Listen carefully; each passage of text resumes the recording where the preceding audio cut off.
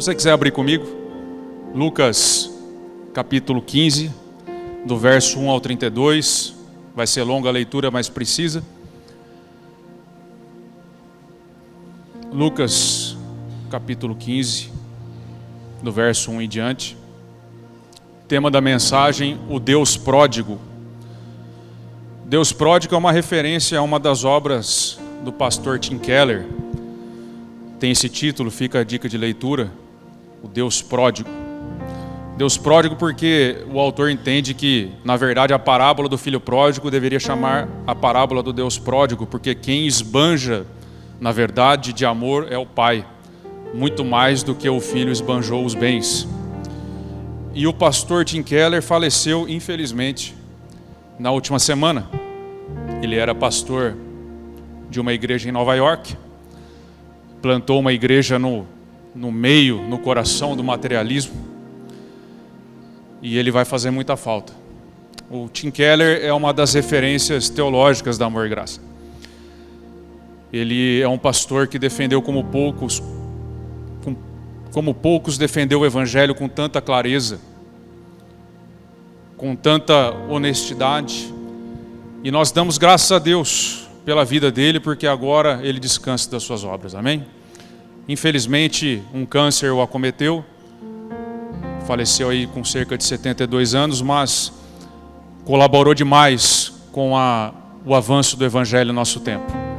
Conversou com muitas pessoas, era best-seller da New York Times, ele conversava com universidades, conversava com muitas pessoas, é o C.S. Lewis do nosso tempo. Vai fazer muita falta. Tratava de temas super difíceis, com muita tranquilidade. E fica, nessa manhã aqui, a nossa pequena homenagem à obra desse servo de Deus, que honrou tanto o Evangelho. E também oramos para que a igreja que está enlutada seja confortada pelo Espírito Santo. Amém? Nessa obra e em muitas outras, muito se fala, em nossas vidas, muito se fala sobre o amor de Deus. O amor de Deus, ele é um tema dos mais falados. E nós sabemos que de fato Deus amou a humanidade. Deus enviou o seu Filho porque amou o mundo de tal maneira, de uma maneira incrível. Deus de fato nos amou. Ele não amou a anjos, porque não deu perdão a anjos. Deu o perdão à humanidade, ao homem. E Deus deseja que todo pecador chegue ao conhecimento dele. E a pergunta que fica para nós então de início é como de fato preparar o nosso coração para receber o amor imenso desse Deus pródigo que esbanja o seu amor a toda a humanidade. Se Deus já decidiu nos amar, o que é que nos impede será de receber esse amor? É isso que nós vamos ver hoje, amém? Se você quiser acompanhar comigo, Lucas 15, do 1 em diante, não feche sua Bíblia, fique com ela aí, porque nós vamos falar bastante. Vamos lá? Aproximavam-se dele, de Jesus, todos os publicanos e pecadores para o ouvir. Os fariseus e os escribas murmuravam dizendo: este recebe pecadores e come com eles. Então Jesus lhes contou esta parábola: qual de vocês é o homem que, possuindo 100 ovelhas e perdendo uma delas, não a deixa no deserto as 99 e vai em busca da que se perdeu até encontrá-la? E quando a encontra, põe-na nos ombros, cheio de alegria. E indo para casa, reúne os amigos e vizinhos, dizendo-lhes: alegrem-se comigo, porque já achei a minha ovelha perdida. Digo a vocês que assim haverá mais alegria no céu por um pecador que se arrepende do que por 99 justos que não necessitam de arrependimento. Ou qual é a mulher que, tendo 10 dracmas, se perder uma delas, não acende a lamparina, varre a sua casa e a procura com muito empenho até encontrá-la? E quando a encontra, reúne as amigas e vizinhas, dizendo: alegrem-se comigo, porque achei a dracma que eu tinha perdido. Eu afirmo a vocês que a mesma alegria existe diante dos anjos de Deus por um pecador que se arrepende. Jesus continuou: Certo homem tinha 2 filhos. O mais moço deles disse ao pai: Pai, eu quero que o senhor me dê a parte dos bens que me cabe. E o pai repartiu os bens entre eles. Passados não muitos dias, o filho mais moço, ajuntando tudo que era seu, partiu para uma terra distante e lá desperdiçou todos os seus bens, vivendo de forma desenfreada. Depois de ter consumido tudo, sobreveio àquele país uma grande fome, e ele começou a passar necessidade. Então foi pedir trabalho a um dos cidadãos daquela terra, e este o mandou para os seus campos, a fim de cuidar dos porcos. Ali ele desejava alimentar-se das alfarrobas que os porcos comiam, mas ninguém lhe dava nada. Então, caindo em si, disse: Quantos trabalhadores de meu pai têm pão com fartura, e eu estou aqui morrendo de fome? Eu vou me arrumar, voltar para o meu pai e lhe dizer: Pai, eu pequei contra Deus e diante do Senhor, já não sou digno de ser chamado seu filho, me trate como um dos seus trabalhadores. E arrumando-se foi para seu pai. Vinha ele de longe, quando seu pai o avistou, e compadecido dele, correndo, o abraçou e o beijou. E o filho lhe disse: Pai, eu pequei contra Deus e diante do Senhor, eu já não sou digno de ser chamado seu filho. O pai, porém, disse aos seus servos: Tragam depressa a melhor roupa e vistam nele. Ponham um anel no seu dedo e sandálias nos pés. Tragam e matem um bezerro gordo. Vamos comer e festejar, porque esse meu filho estava morto e reviveu. Ele estava perdido e foi achado. E começaram a festejar. Ora, o filho mais velho estava no campo. Quando voltava, ao aproximar-se da casa, ouviu a música e as danças. Chamou um dos seus empregados e perguntou o que era aquilo. E o empregado informou: O seu irmão voltou, e por tê-lo recuperado com saúde, o seu pai mandou matar o bezerro gordo. O filho mais velho se indignou e não queria entrar. Saindo, porém, o pai procurava convencê-lo a entrar. Mas ele respondeu ao pai: Faz tantos anos que eu sirvo ao Senhor e nunca transgredi um mandamento sequer seu. Mas o Senhor nunca me deu um cabrito sequer para fazer uma festa com os meus amigos. Mas quando vem esse seu filho que sumiu com os bens do Senhor, gastando tudo com prostitutas, o Senhor mandou matar o bezerro gordo para ele. Então o pai respondeu: Meu filho, você está sempre comigo, tudo que eu tenho é seu. Era preciso festejar e alegrar-se, porque o seu irmão estava morto e reviveu, estava perdido e foi achado. Graças a Deus. O texto começa mostrando uma imagem. Lá no comecinho, lê de novo aí, ó.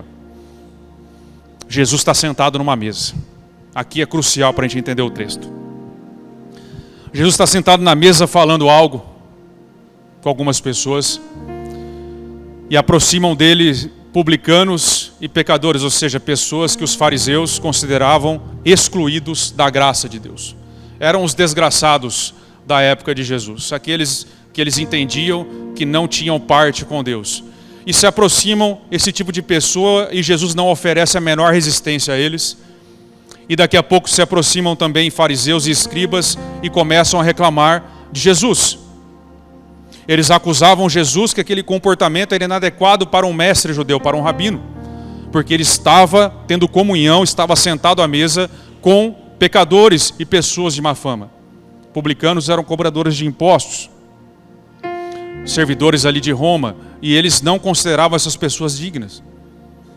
Consideravam que eles estavam fora da aliança do Deus de Israel e os desprezavam. Eles consideravam inadequada essa mistura de um mestre judeu, porque o tornaria impuro. E alguém que era do povo de Deus precisava manter-se puro, ainda mais um mestre, como Jesus era. E Jesus está ouvindo essa acusação. E então ele conta essas 3 parábolas para responder a essa acusação de que ele tinha contato com pecadores. Isso é essencial para entender. Geralmente nós fracionamos, separamos uma parábola da outra. Mas Jesus as conta de uma vez só, no mesmo contexto, para responder uma única acusação. E é assim que nós deveríamos sempre ler o texto, porque é essencial a compreensão. Se você seguir na leitura do texto, que eu não continuei, senão eu matava você de sono, lendo. que acontece? Vai ter mais uma parábola ainda do administrador infiel. E depois Jesus vai terminar esse trecho da Bíblia acusando os fariseus de se auto-justificarem.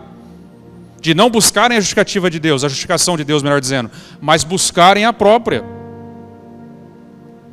Portanto, as 3 parábolas que nós lemos são contadas no contexto em que Jesus está respondendo a essa acusação.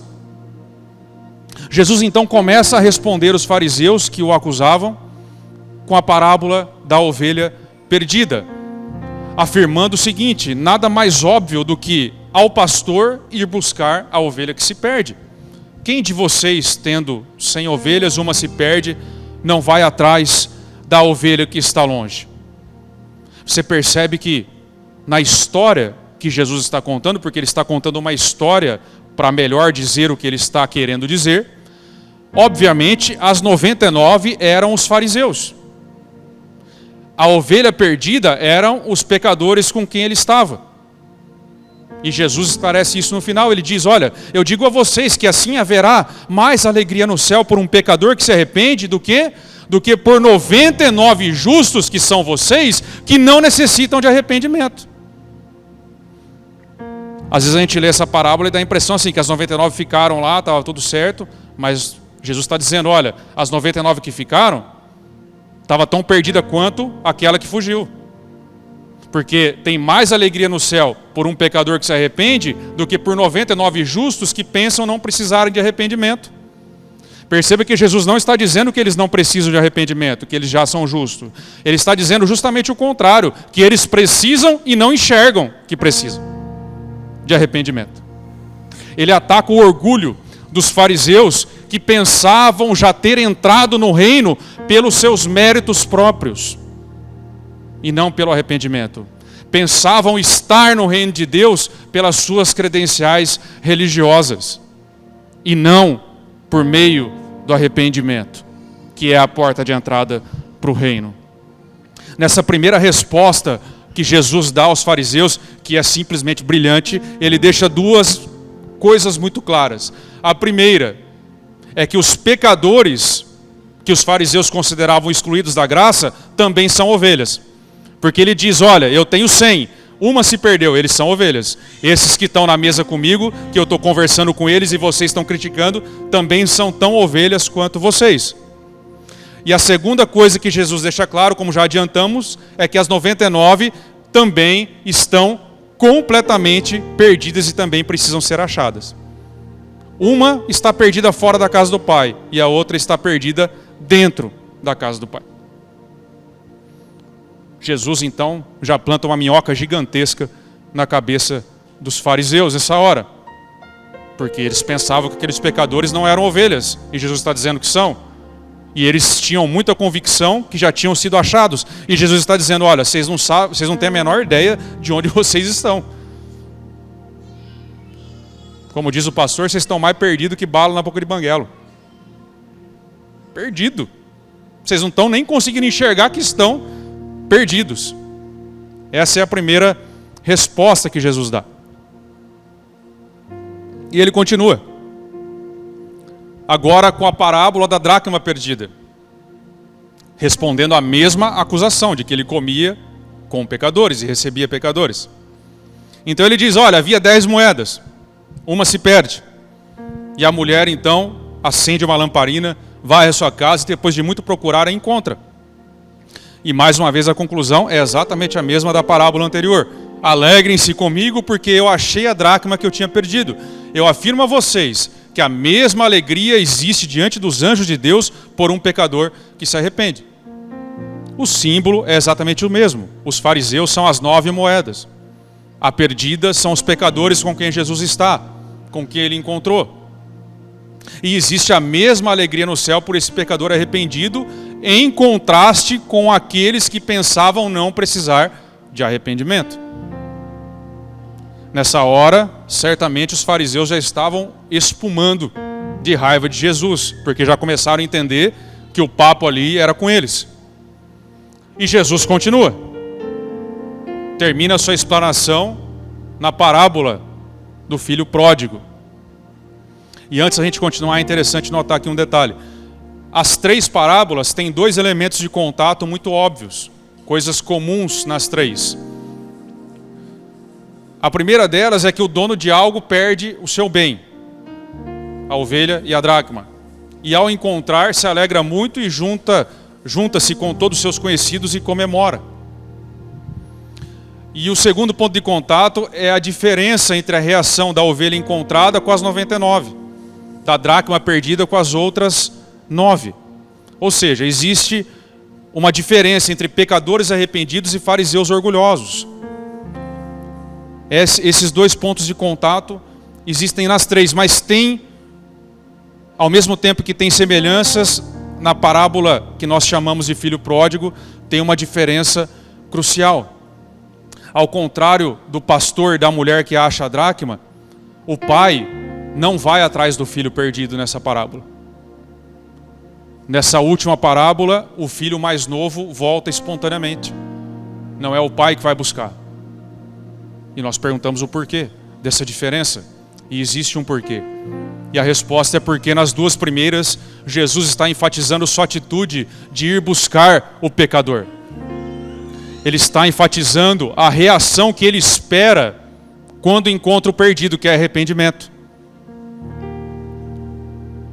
Ele espera que o perdido se reconheça como perdido e que se arrependa. E está enfatizando que ele deve buscar quem se perdeu. Na última parábola, ele está enfatizando outra coisa. Na última parábola, o pai da figura que tinha os 2 filhos, obviamente é Deus. O irmão mais novo, obviamente, são os pecadores que estão com Jesus, são os perdidos. E o irmão mais velho, certamente, são os fariseus. E ele enfatiza na última parábola o erro do irmão mais velho. Que são 2 erros. O primeiro erro de Israel, dos fariseus, é ter falhado na missão dada pelo pai de buscar o irmão mais novo. E o segundo erro do irmão mais velho é não recebê-lo quando espontaneamente ele volta e ainda não quer entrar na festa para comemorar. Nas 2 primeiras, Jesus enfatiza a ação de Deus de buscar o perdido. Na última, ele aponta os erros dos fariseus, que além de não ter feito a vontade de Deus, reclama quando Deus o faz. A missão de Israel era levar o conhecimento do Deus de Israel ao resto do mundo. Essa era a missão. Mas eles se fecharam, eles se tornaram exclusivistas, eles falharam na missão. Eles criticavam quem abria as portas do reino para essas pessoas. Mas ao contrário dos fariseus, Jesus é o nosso irmão mais velho. E ele não falhou na sua missão. Ele atendeu ao Pai e foi nos buscar numa terra distante e nos trouxe de volta, cumprindo a vontade de Deus. Ele não nos abandonou. Ele comemora conosco. Ele fica feliz em ter comunhão conosco. Ele nos pega e nos traz de volta em seus ombros. O nosso irmão mais velho. Aquele que cumpre toda a vontade do Pai. E Jesus então justifica o seu comportamento aos fariseus com os pecadores, por meio dessas 3 parábolas. Ou seja, ele está dizendo, olha, eu estou buscando aquela que estava perdida.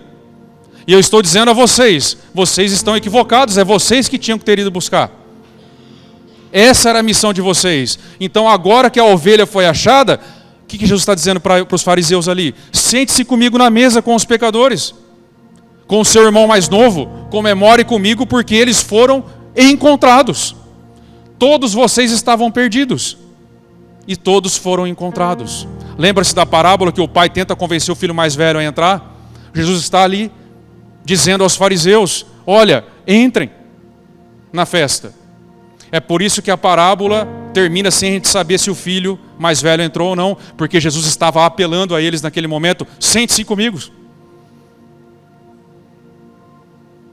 Não reclamem que o filho mais novo voltou. Comemorem junto com Deus, porque essa ovelha foi achada.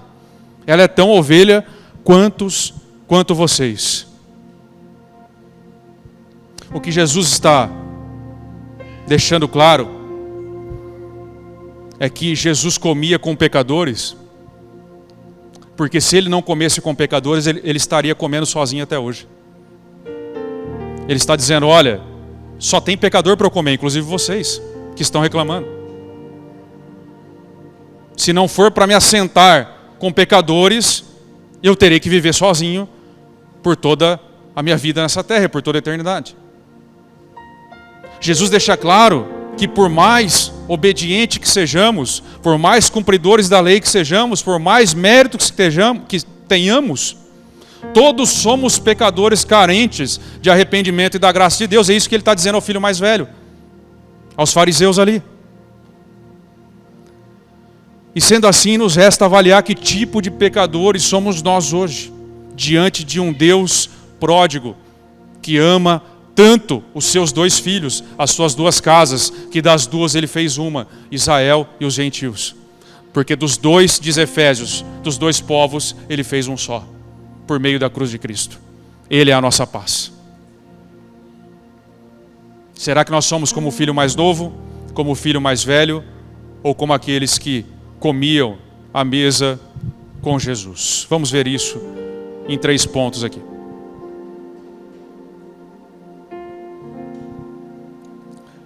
Será que a sua característica é a do filho mais novo? Sua característica de pecador é a do filho mais novo? Seria essa característica que te impede hoje de receber o amor do Pai? Precisamos avaliar. Por que será que esse amor não tem chegado ao seu coração? Será que você é um pecador ao estilo do mais novo? No contexto da história, como já falamos, o mais novo representava ali os pecadores, os que não eram judeus, que estavam com Jesus, todos aqueles que os judeus excluíam, ou pelo seu estilo de vida, ou pela sua nacionalidade. No contexto de hoje, seriam aquelas pessoas que vivem fora das igrejas, ou aquelas pessoas que não se adequam muito bem ao evangeliquez corrente por aí, né? As principais características do mais novo, do filho mais novo, são algumas, né? Eles pensam ter direitos diante do Pai. Veja o que o texto diz: Pai, dá o que é meu. Não tinha nada dele. Dá o que é meu e me deixe em paz, porque eu vou viver numa terra distante. Essa é uma característica que impede você de receber o amor de Deus. Pensar que tem direitos, pedir o que é seu e querer viver longe. Deixa eu te dizer uma coisa: se você deseja viver em paz e quer ter o Deus da Bíblia ao seu lado, você escolheu a pessoa errada. Porque Deus não deixa em paz os seus filhos, Ele os corrige, Ele os traz para perto, Ele anseia por eles, Ele os ama com um amor bíblico. Escolheu a pessoa errada. A segunda característica do filho mais novo: eles não abrem mão da própria liberdade. A liberdade para essas pessoas, a liberdade pessoal, é algo muito importante. Colocam ela acima de tudo e todos, ainda que isso fira o pai. Olha o que o filho diz: o filho mais novo foi morar em terra distante, ou seja, ele feriu o coração do pai. Ainda que o pai chorasse por ele, ele não se incomodou. Ele foi morar longe, porque ele queria a liberdade dele acima de qualquer coisa. Ele queria viver essa liberdade. Esse sonho de liberdade que é muito comum hoje, está em todas as propagandas de cartão de crédito e de qualquer uma que você vê: a liberdade. Liberdade. Isso é um slogan muito forte, tem sido por muitos anos em nossa geração e nas passadas também. E uma terceira característica é que o filho mais novo despreza, tem a tendência de desprezar a obediência do mais velho, porque ele acha que o estilo de vida do mais velho, que está na casa do pai e é cumpridor de todos os seus deveres, ele acha que viver assim é chato, religioso, que não faz sentido. Ele tende a desprezar isso. A tendência do filho mais novo é pensar que essa vida dentro do cercadinho do pai, ele vê o reino como um cercadinho, esmagará a sua felicidade, destruirá toda a sua identidade, o fará infeliz. Mas é justamente o contrário que Jesus nos ensina. Porque Jesus foi esmagado em nosso lugar para que nós nunca mais fôssemos. É justamente o contrário. A desobediência deslavada desse tipo de pessoa, disfarçada de busca pela liberdade, acaba por afastar esse tipo de pessoa de Deus. Porque na sua cabeça de vento, o arrependimento é uma amarra que retiraria a sua liberdade, que acabaria com a sua identidade, com quem ele é. Ao passo que Jesus ensina que é justamente o contrário. Quando Deus nos exige arrependimento, Ele está nos libertando de nós mesmos e nos convidando a ser quem deveríamos ser. Quando Jesus diz, olha, você não pode ser do jeito que você é, isso vai te matar. Ele está dizendo, não é dessa forma que você vai chegar a Deus. Se você continuar sendo quem você é, você vai acabar na lama, nos porcos. Você quer a felicidade, e eu estou te propondo a felicidade, Deus diz. E o arrependimento é o caminho. Abandonar quem somos para ser quem Deus nos fez para ser. Mas o filho mais novo tem dificuldade em entender isso. Ele acha que se ele abandonar a si mesmo, ele será infeliz. Ele não será ele mesmo, ele se perderá. Mas Jesus disse, aquele que se perder por mim e pelo Evangelho, encontrará a sua vida. Quando Deus nos exige arrependimento, Ele não quer tornar nossa vida um inferno. Ele está nos fazendo olhar para dentro de nós, para que nós pensemos que os caminhos que nós escolhemos os levará justamente para onde nós não desejamos. Porque é Ele quem sabe o futuro que nós desejamos. Futuro de paz e não de mal, para nos dar justamente o fim que nós almejamos. Ele tem planos de paz e não de mal para nós, como diz Jeremias. Para nos dar o que nós pediríamos se soubéssemos o que Ele sabe. É isso que acontece quando Deus nos exige arrependimento. Não é apenas uma questão judicial de reconhecermos que estamos errados, também é. Também pecamos contra os céus quando nos arrependemos e reconhecemos isso. Mas não é apenas isso, vai muito mais fundo em nós. Muito mais fundo. Perceba que Jonas, lembra-se do profeta Jonas, o grande navegante do próprio destino, terminou aonde? Dentro de um peixe. Quando decidiu ir pelos seus caminhos e ter a sua liberdade. Deixa eu te dizer uma coisa muito séria. O pensamento moderno diz, todos os caminhos levam a Deus. Mentira! Não leva. Mas uma coisa é verdade. Todos os caminhos longe de Deus te levam para a lama. Para os porcos. Para o peixe. Para a cova. Para o abismo.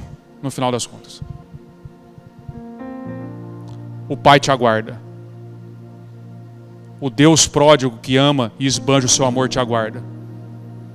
E deixa eu dar uma dica. Quando você chegar diante dele sujo, quando você enfim decidir voltar, quando você se cansar da terrível liberdade que você tanto preza se você vive dessa forma, não tente copiar o irmão mais velho, dizendo, pai, me trate como um dos seus empregados.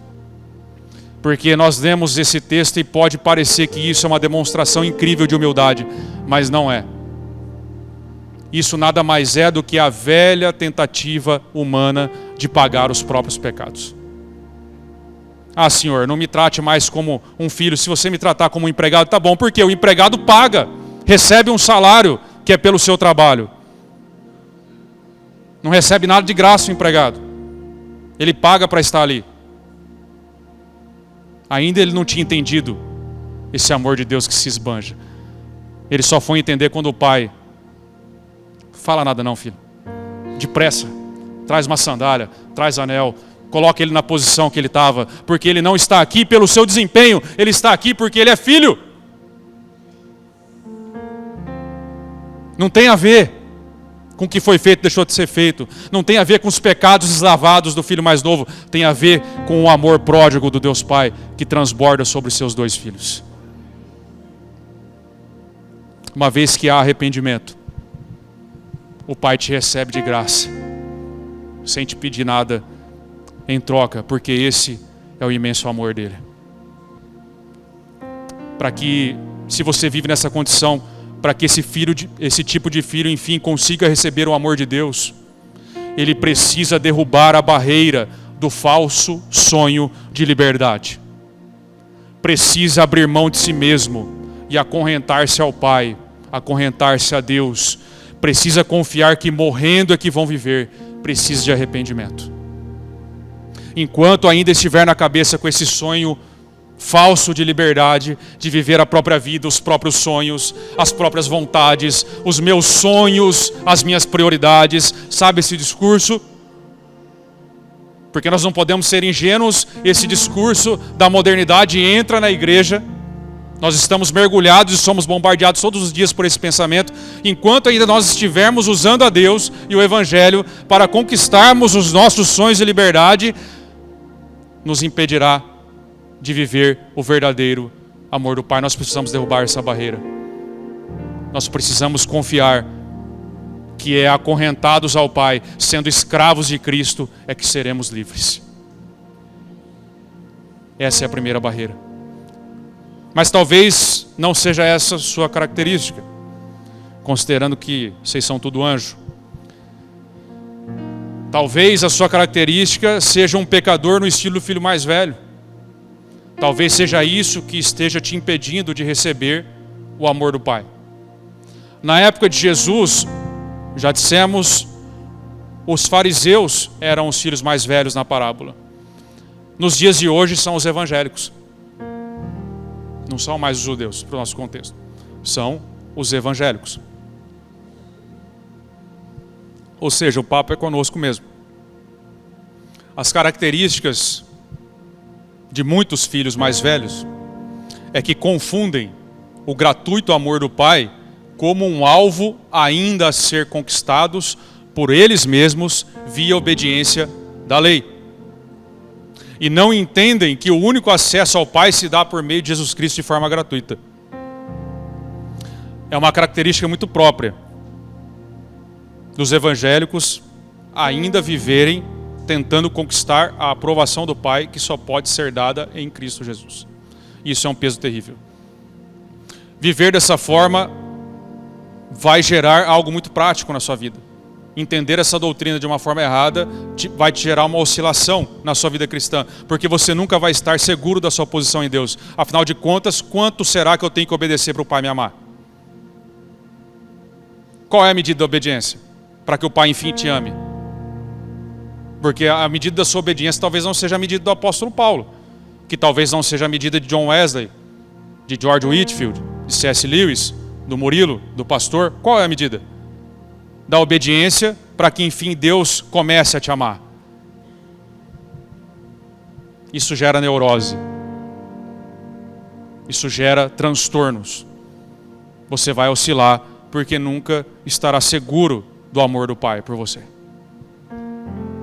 Uma segunda característica é que o filho mais velho, em geral, vive debaixo de um sistema maldito de desempenho e não de amor. E são capturados pelo próprio sistema que criaram, porque é um peso que Deus jamais colocou nas nossas costas. Eles não entendem que o seu desempenho jamais será suficiente para salvar a si mesmo. Que não é o seu desempenho pessoal que vai garantir que ele fique dentro da casa do Pai. E também não foi o péssimo desempenho do filho mais novo que o mandou para longe. Mas só permanecemos na casa do Pai pela misericórdia dele. Essa é a exclusiva razão. Mas o filho mais velho não entende isso, porque ele criou um sistema de desempenho. E os que vivem assim, geralmente são ansiosos. Nos atendimentos percebemos isso. São pessoas muito ansiosas. Porque quando erram, tendem a se afastar de Deus. Porque o sistema de desempenho que criaram não permite que perdoem a si mesmos, como o Pai perdoou. Pai, me trate como um dos seus empregados. Quantos não estão pedindo isso para Deus sem falar isso claramente? Sem falar com todas as letras? Quantos não são empregados na casa do Pai? Que ainda estão tentando comprar e pagar a sua permanência. Não se engane, irmãos, nós odiamos receber coisas de graça. E a salvação é totalmente de graça. Se você está na casa de uma pessoa, o que você faz? Você acorda e vai lavar a louça, porque você não suporta ficar de graça na casa. Você tem que dar alguma coisa para ela. E a pessoa fala, não rapaz, pelo amor de Deus, para com isso aí e tal. Você fala, não, pode deixar, tá tranquilo. Se você fizer isso em casa, eu vou fingir que eu estou incomodado, mas eu vou deixar você lavar. Que eu prefiro ser do que eu. Mas a gente não faz isso porque nós não queremos receber de graça, nós queremos retribuir alguma coisa. É normal, é próprio nosso. E nós transportamos isso no nosso relacionamento com Deus. Pai, me trate como um dos seus empregados. Isso gera ansiedade. Isso distorce o amor do Pai, que esbanja e é derramado em nossos corações de graça. E a terceira característica é que o filho mais velho desconhece a si mesmo. Ele é pecador e não sabe que é pecador. Ele não entende que até as suas melhores ações estão manchadas pelo pecado. Até quando ele vai dar a cesta básica para os pobres, ainda assim tem motivação ruim no coração dele. Porque ele está pensando ao mesmo tempo, nossa, como eu sou generoso. As nossas melhores atitudes estão manchadas pelo pecado, irmãos. Por melhores que sejamos. Ou seja, não é o nosso desempenho a questão para sermos salvos. Só somos salvos pelo arrependimento e pela fé, não pelos nossos méritos. Isso precisa ser uma realidade em nossa vida. Os que vivem assim, que desconhecem que são pecadores, tanto é que Jesus fala, olha, é melhor um que se arrepende, tem mais alegria no céu por um que se arrepende, do que por 99 justos que pensam não precisar de arrependimento, que justificam a si mesmos. Os que pensam assim, que não conseguem enxergar a própria maldade, se tornam orgulhosos e tendem a não agir com misericórdia quando o irmão mais novo cai. Então pessoas assim, que têm esse problema de irmão mais velho na igreja, quando alguém cai, ao invés de estender a mão, aponta, expulsa. Não tem misericórdia porque ele está vivendo num desempenho, numa competição sem fim com o irmão mais novo. Porque para ele tem que ganhar do irmão mais novo para ter o amor do pai. Quanto mais eu obedeço, mais eu tenho o amor do pai. Não entendeu a dinâmica da obediência. Obedecer é mais do que necessário, mas não entendeu o porquê que deve obedecer. Perceba que o irmão mais novo, ele está longe da casa do pai pela sua desobediência. E o irmão mais velho está tão longe quanto do lado oposto, justamente pela sua obediência, porque o faz com razões erradas e se cansa. Não adianta nada obedecer a Deus pelas razões erradas. Uma hora ou outra, quem tem esse problema vai olhar para o pai e vai explodir em ira na cara do pai, dizendo, eu tenho te obedecido em tudo. E o que eu ganho com isso por seguir a Deus? Por seguir a você? Se você não me dá o que eu quero? Porque ele é um empregado na casa do pai. Ele obedece para trocar com o amor do pai. Ele corre o mundo inteiro atrás de coisas que ele já tem. E se cansa. E não entende. E acaba por expulsar o irmão mais novo. Acaba por brigar com o pai. Acaba por não participar da festa que o pai está dando. Da comunhão com ele. Ele não entra. Ele está tão perdido quanto. Ele também precisa ser achado. E nós chegamos num tempo que o evangelho precisa ser pregado para os de dentro também.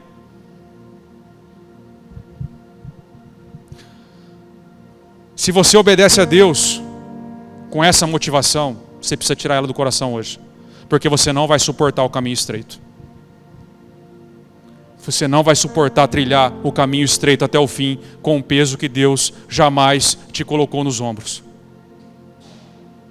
A característica do filho mais velho é não compreender que tudo que o pai tem é dele também. Que o amor do pai já é dele. Deus já decidiu nos amar. Ele não precisa conquistar esse amor.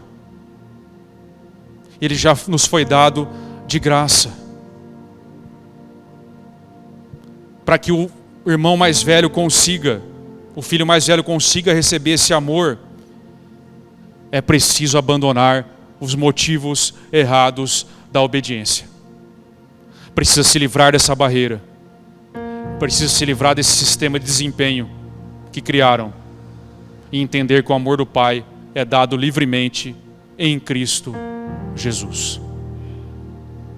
Mas tem um terceiro tipo. Para finalizar, eu já chamo o Ministério de Música. Que é diferente do irmão mais novo. E é diferente do irmão mais velho também. É um tipo que foi recebido e está em comunhão com o Pai. Ministério de Música, por favor. E está em comunhão com Jesus, na mesa com Ele.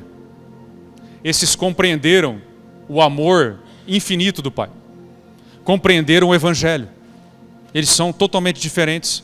A justiça de Deus é totalmente diferente da justiça do filho mais novo e da do filho mais velho.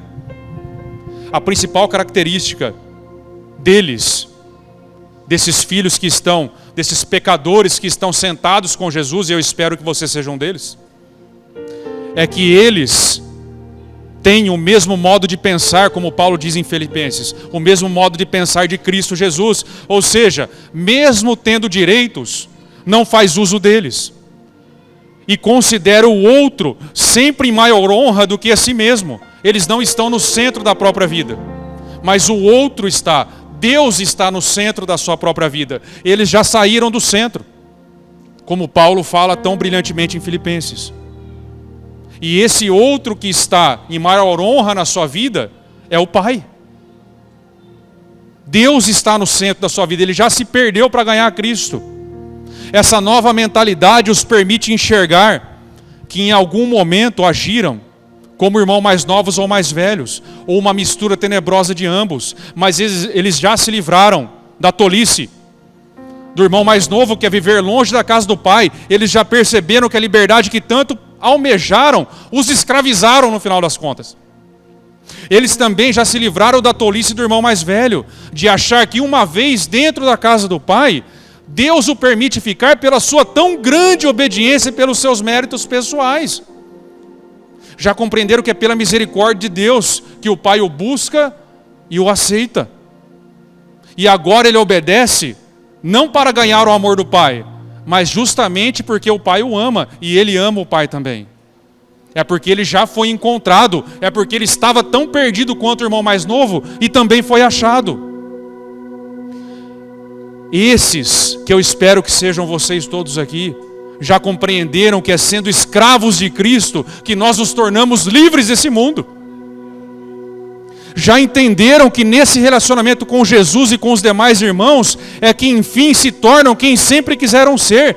É nos perdendo na coletividade do corpo de Cristo que nós nos encontramos individualmente e encontramos a verdadeira felicidade. É só assim.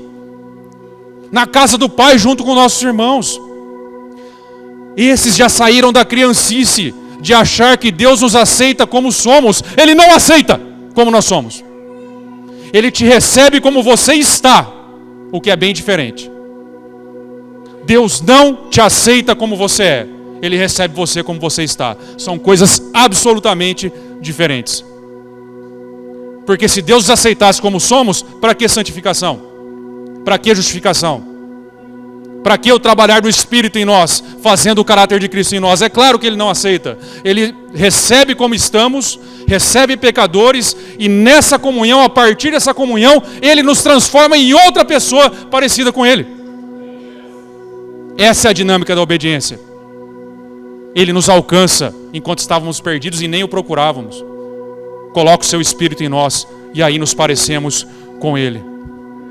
É isso que Jesus combate por meio dessas 3 parábolas. Sim, eu vim para receber pecadores, libertá-los das amarras do pecado, libertá-los do peso dos méritos pessoais, sentar na mesa com eles, porque eles estão perdoados eternamente.